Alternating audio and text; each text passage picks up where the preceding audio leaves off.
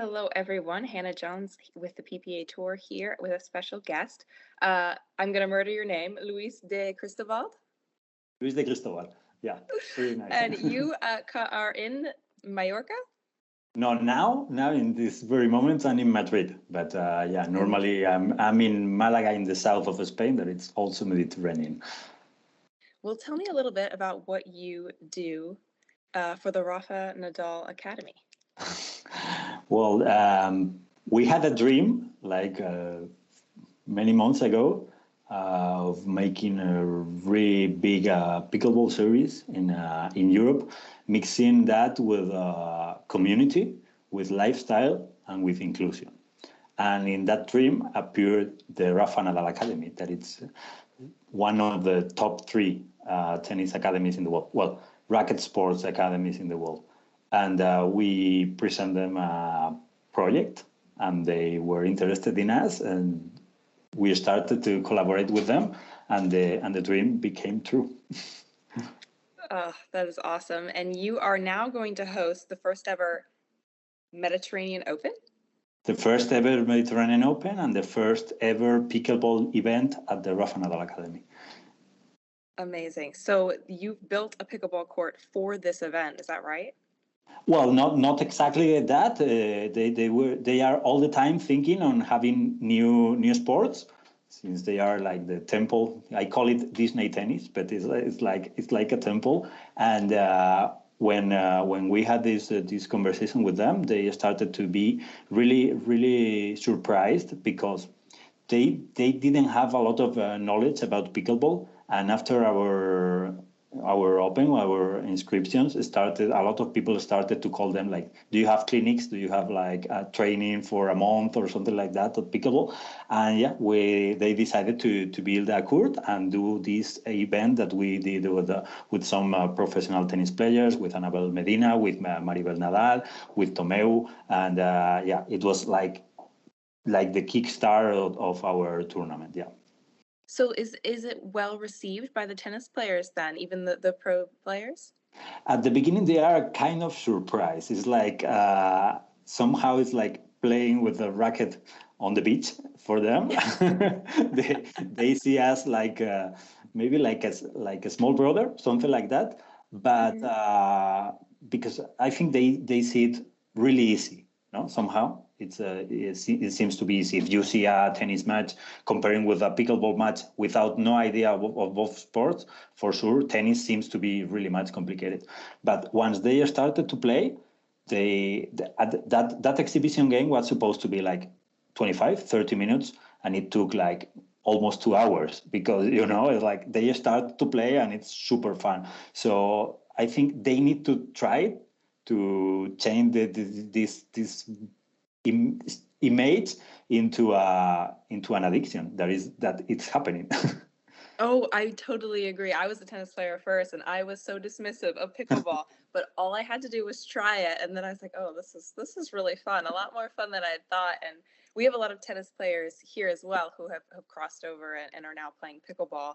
And obviously, Rafael Nadal, it's his academy. He's the most famous one that we know in Spain. And does he play? A lot of people want to know. Well, I think Rafa is really worried now with his recovery to play Roland Garros, and some media are saying in Spain, thinking on the Olympics in Paris in 2024. So, but the academy, it's a piece of him, and he is a piece of the academy. So I think maybe in the future, I cannot say it really, but I can say I hope it. He's my favorite, so I'm still crossing my fingers for that someday to see him on a pickleball court. Yeah, and actually, he's amazing, and you can see in all the people working at the academy his values, which is something that I want to say. It's like everyone is. It doesn't matter if they are hospitality, communication, events.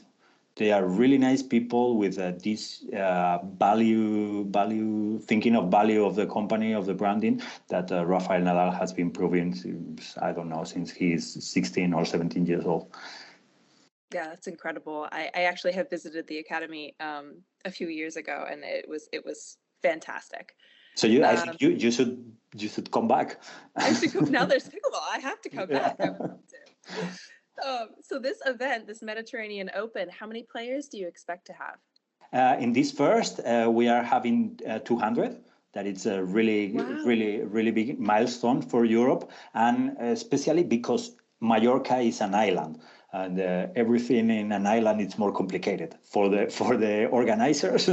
I can tell that for the organizers it's really much complicated, and for the players, for the Iberian players, Spaniards and Portuguese, because of the cost. No, it's not the same like having a tournament. I don't know, Barcelona or Valencia. They drive a car, they go all together, and the Rafa Nadal Academy is a really nice place, but it's not cheap. So if you mix the hotel plus the flight ticket, it's more complicated. So I think we are starting in almost 200 for this first Open, and in the next Opens, I think we will try to reach 300 and finally 500 at the I don't know, in 3 or 4 Opens in the next year.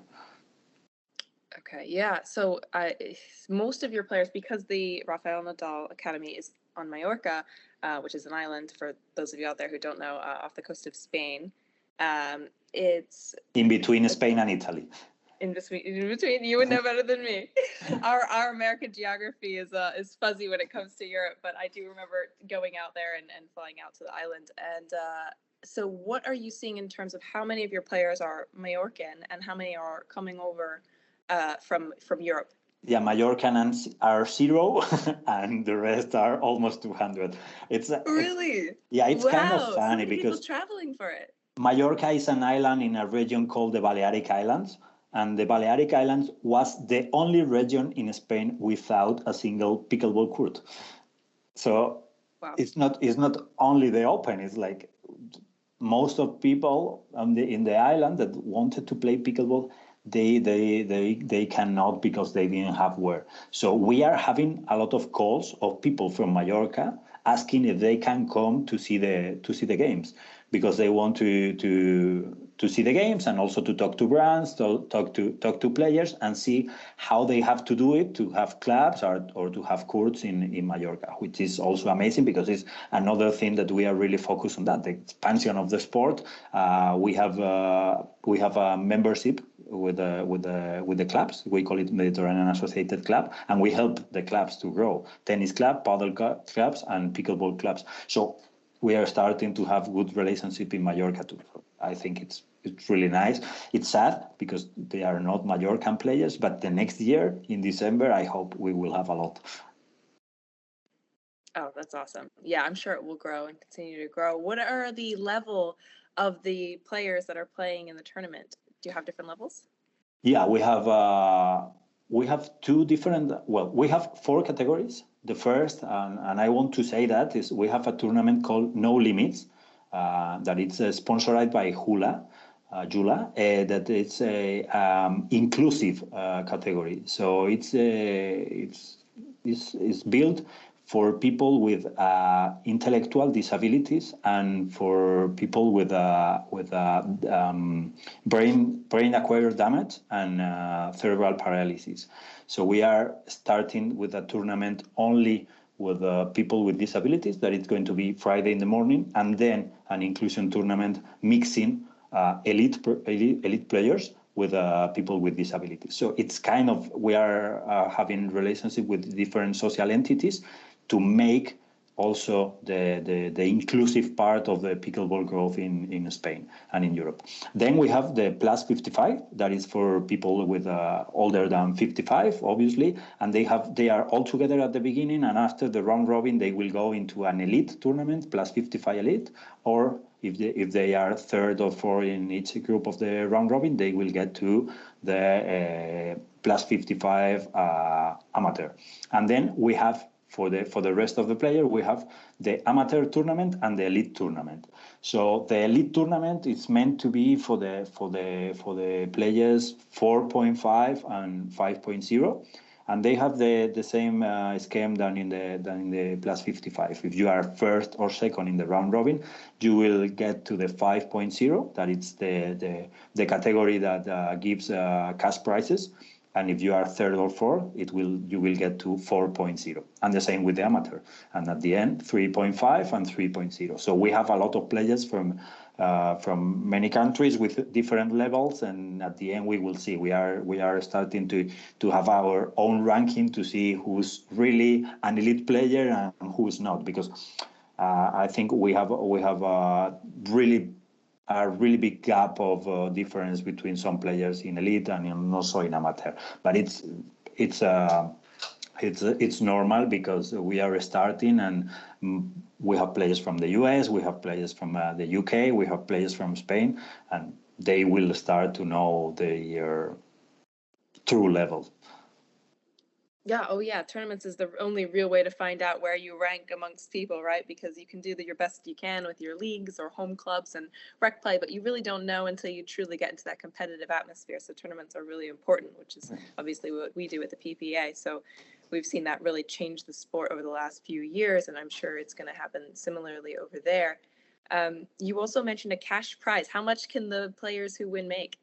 We have a total of 13,000 euros, which is 5,000 in cash and 8,000 in getaways from our sponsors. Oh, getaways, like vacations or? No. Giveaways. Giveaways. Sorry, sorry, Hannah. Yeah, giveaways. So 8,000 in like supplies. We have paddles. We have covers. We have a lot of things.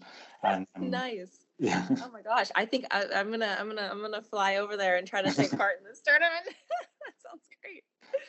Oh. So, and I also heard that some American players are coming over for the Open. Is that true? we have one that I'm sure you know, that is Brandon Lane. Is who? Brandon Lane. Oh yeah, of course. Yeah, he's great. I'm glad he's coming over. And Glauca Carvajal Lane, that is. Glauca. Yeah. Amazing. Yeah, she's a great player. She's up and coming right now. I've seen her play a few times. And we have a bunch of plus 55 American players. Nice. Well, it's a perfect little getaway for them as well. So I'm sure they're excited to be there. So in terms of courts, you have, is it one permanent court and then you're taping the rest of your courts using your hard court? Actually, we are not playing in the permanent court because the academy is extremely big and it's really far away. It's something like you need like 15, 20 minutes walking from the central court. Yeah. So, yeah, that's like a private college, something like that.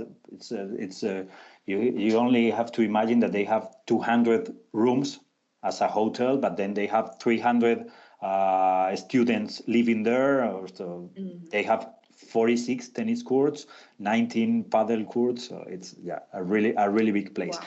So we are having the tournament in the area that it's where the ATP Challenger of Nadal is. That is in the central court, which is an amazing court. I think you have been there. Yeah. And then in eight more tennis courts, having 2 pickleball courts per tennis court. Got it. So I remember mainly clay there. Do you have hard courts that you're using to? Yeah. They have maybe, I don't know when were you in the academy, because they are like making building things all the time. 2019, I think it was. Yeah. So I think they started to have a little much more hard courts. They have I think almost 14 or 15 together. Oh wow. Yeah, that's more than enough. Court, yeah. So they have the central court, and then they have 4 more together. Then they have the soccer court, and then they have like 10 more. So it's going to be in that area. We have our Fan Fest in the middle, and I think it's going to be great, because at the beginning we were thinking on having 4 pickleball courts per tennis court, but the players asked us to have more space and everything. So we decided to do that thing of having more tennis courts, even if they are a little bit far away, but it's really much better for the game. Yep, we like our spacing at tournaments. Got to get those ATPs up. So tell me about the equipment that's popular over there. So like what nets, balls, and paddles are people mainly using? I'm going to tell you about our sponsors. We have thank you Franklin official net and balls X40, Nice. and then we have ProXR thanks to Claude and Jula that it's growing a lot within Europe. They are thinking on Europe as the next step for pickleball. So they are the three. Franklin, I think is the most famous now. ProXR is seen as a really top brand, and Jula is seen as the technology coming from ping pong, from table tennis. Oh yeah. So yeah, I think they are like the three top brands. But it's crazy. We have thousands of brands now competing. That's great. Also, some Spanish brands trying to reach the market. But with, for example, the other day, Maribel Nadal played with Babolat because the academy is sponsored by Babolat. Like Rafa plays with Babolat, and some paddle. Some paddle companies are starting to change into pickleball. I don't know if you know, but the paddle is really famous in Spain. Yeah. It's the most popular sport. Like I think half of Spain plays paddle. So the companies are starting to change or to grow into pickleball too. And in the next 2 years, we will have like 1 million of brands, new brands. Yeah. Oh yeah, I'm sure everything will get over there eventually, and people, like you said, there are a company like Yola who've switched from ping pong, or they're still doing ping pong, but they're now branching out to pickleball, and a lot of the padel brands I think are getting interested as well. Padel is actually catching on to some extent here, but we had people over here say, "Oh, pickleball's not catching on in Europe because padel is like pickleball's equivalent overseas." And it sort of stagnated pickleball's growth. Is that true, or do you see all three sports, padel, tennis, and pickleball, sort of existing together as they all sort of catch on? I have these conversations, this conversation a lot of times. Last time was yesterday with one of the coaches of Nadal. He was a professional tennis player before, and the thing is, for me, Spain is a really old country. We have a lot of people more than 55, 60 years old. Paddle is not good when you are old. I mean, it's like you can break your legs, your arm, your neck, everything. Pickleball is more is nicer for the body. That's one of the things. But the other is like when you have a country where a lot of people plays a racket sport, paddle or tennis, is really much easier to change into a new sport than coming from, I don't know, football or or baseball or whatever. It's easier to change from these sports, and we have the facilities. We have a lot of tennis clubs, some public, some privates, and it's really easy for them to paint courts. So I think it's going to be like the new paddle. Whereas paddle had two moments, two growing moments. That was in the beginning of the century, and then after COVID. And I say if we had pickleball like bigger in 2020 or 2021, that would be like the spread of COVID. No, sorry, of pickleball. And but the thing is like now the clubs. We have a lot of agreement with clubs because they are the ones that allows the sport to grow. They go 2 times a week or 3 times a week. They show people the sport. They train people, and with them and with the tennis clubs and the paddle clubs doing this thing, I think it will be in 2 or 3 years that it will be not like paddle, but in the path of being like paddle. Awesome. The I guess the academy itself, what kind of programming is planned for pickleball? Is there going to be is the Mediterranean Open going to happen repeatedly? Are there going to be camps and so on? We are a series of 4 opens a year. Nice. in four spectacular Mediterranean places. So the next open, it's in the Ferrero Tennis Academy, that is known because it's the tennis house of Carlos Alcaraz. So it's where Carlos Alcaraz trains, and also it's the Academy of Ferrero, winner of one Roland Garros and number one in the ATP. So then third and the fourth, I cannot tell you because it's not official yet. I will tell you in the next interview, or when you come to Mallorca or to Alicante to play at Ferrero Academy. But yeah, that's our signature competitions. It's inspired by the Grand Slam, 4 Grand Slams a year. We wanted to have 4 Grand Slams, but despite that, we are doing a lot of agreement with clubs. So I think we will be starting a circuit in the next year, from September to May, and doing things with companies like I don't know, like tennis clubs, like activations, many things. Our purpose is to help the clubs and the people to know the pickleball and play and be in love like we are. Yeah, I love it. Well, so where do you see pickleball going? Is the sky the limit, or is it going to get sort of it'll be always like an older person's sport over there? Where do you see it headed? No. I mean the elders are good because it's like a way to attract players. But I think, and it's one of the things we are super focused on, that is to have the elite tournaments, because once the tennis and paddle players will start to see pickleball as a really competitive sport, because it's not the same to play in amateur environment than to watch a PPA tournament or something like that, it will change. So if you mix elite tournament with venues like Rafa Nadal Academy or Ferrero Tennis Academy, that will change the mind of the people that see it as only for all people. The thing is, pickleball is for everyone, and it's the only sport that is for everyone. It's also for the inclusion. It's amazing. You can have from the most aggressive and intense match until 4 friends of 75 years old playing in front of the beach. It's just amazing. It's the only sport I know that it's like that. The other is strolling.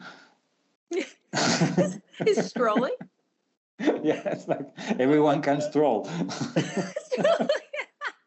And everyone can play pickleball. That's amazing.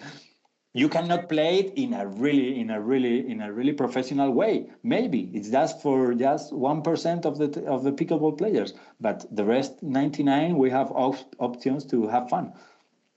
Oh, exactly. Yeah, and I think we know that journey because before the Pro Tour was launched, it was mainly older people who had so much fun with it, but they struggled to sort of bring it to the younger generations. But then once the tour launched and people saw how extremely athletic and talented and skilled the higher level could be, and sort of founded the first superstars of the sport, that's when the young people looked up and said, oh, suddenly pickleball's cool, suddenly it looks a lot more fun than it did when my grandma was playing it. And now we've seen the total shift in our demographic over here, which I'm sure you guys will end up seeing as well, where the fastest and largest growing demographic is now 18 to 35. So it's changed a lot, and but it remains a sport for everyone. Literally everyone can play it. And it's and it's also another thing, because the soccer environment it's having this conversation of if 90 minutes of a game is too much for the new generations, for the next year, and they are thinking of making like 30 minutes per time or something like that. So pickleball is like that, because the last Wimbledon game between Alcaraz and Djokovic took like 5 hours and 30 minutes. How long does it take a pickleball final? An hour. Yeah, so it's also good for the new generation and for the media and for the broadcasting to show it, because it's easier to see a 40 minutes game than a 5 hours game. Absolutely. Well, It's been great talking to you, Luis, and getting to know you and hear more about the Mediterranean Open as well as what pickleball is doing at the Rafa Nadal Academy. We wish you all the luck with the event, and let us know again, what are the dates for that event, and is there anywhere that we can watch it if we're here in the US? 8th, 9th, and 10th of December, and we are having the streaming with a Pickleball Manager. I will send you the link later, so yeah, you guys can see it on YouTube, and the pleasure was mine. I'm super excited to be known in the US. We have a lot of American players, and I would like to have more because we have to learn a lot of the pickleball in the US, and it was my pleasure to be here, and I hope I can see you soon in Mallorca, in Alicante, or in another Mediterranean city. Oh, we would love to. I know a lot of our players would love to come over and play internationally. It's coming. We're waiting for it. Great to meet you, and thank you so much. Thank you, Hannah.